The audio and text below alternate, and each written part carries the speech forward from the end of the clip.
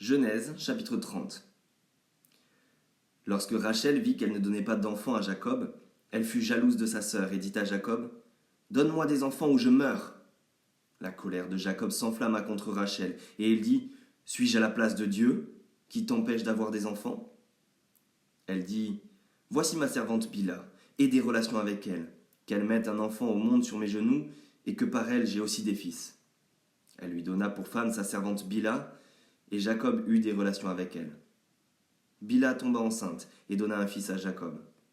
Rachel dit : « Dieu m'a rendu justice, il m'a même écouté et m'a accordé un fils. » C'est pourquoi elle l'appela Dan. Bila, la servante de Rachel, tomba encore enceinte et donna un deuxième fils à Jacob. Rachel dit : « J'ai lutté divinement contre ma sœur et j'ai été victorieuse. » Et elle l'appela Nephtali. Voyant qu'elle avait cessé d'avoir des enfants, Léa prit sa servante Zilpa et la donna pour femme à Jacob. Zilpa, la servante de Léa, donna un fils à Jacob. Et Léa dit : « Quel bonheur !» Et elle l'appela Gad. Zilpa, la servante de Léa, donna un deuxième fils à Jacob. Léa dit : « Que je suis heureuse, oui, les femmes me diront heureuse. » Elle l'appela Aser. Ruben sortit à l'époque de la moisson des blés et trouva des mandragores dans les champs. Il les apporta à sa mère Léa. Rachel dit alors à Léa : « Donne-moi, je t'en prie, des mandragores de ton fils. » Elle lui répondit : « Est-ce trop peu d'avoir pris mon mari pour que tu prennes aussi les mandragores de mon fils ?»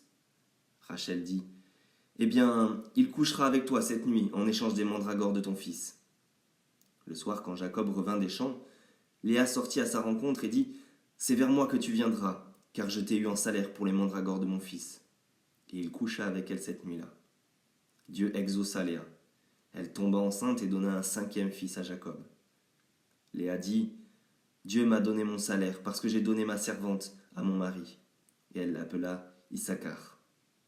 Léa tomba encore enceinte et donna un sixième fils à Jacob. Léa dit : « Dieu m'a fait un beau cadeau. Cette fois, mon mari habitera avec moi, car je lui ai donné 6 fils. » Et elle l'appela Zabulon. Ensuite, elle mit au monde une fille qu'elle appela Dina. Dieu se souvint de Rachel. Il l'exauça et lui permit d'avoir des enfants. Elle tomba enceinte et mit au monde un fils. Elle dit : « Dieu a enlevé ma honte. » Et elle l'appela Joseph en disant : « Que l'Éternel m'ajoute un autre fils. » Après que Rachel eut donné naissance à Joseph, Jacob dit à Laban : « Laisse-moi partir pour que j'aille chez moi, dans mon pays. Donne-moi mes femmes et mes enfants pour lesquels je t'ai servi, et je m'en irai.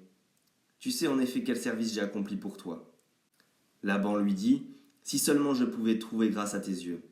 J'ai appris que l'Éternel m'avait béni à cause de toi. Fixe-moi ton salaire et je te le donnerai. » Jacob lui dit : « Tu sais comment je t'ai servi et ce qu'est devenu ton troupeau avec moi. Le peu que tu possédais avant mon arrivée a beaucoup augmenté et l'Éternel t'a béni sur mes traces.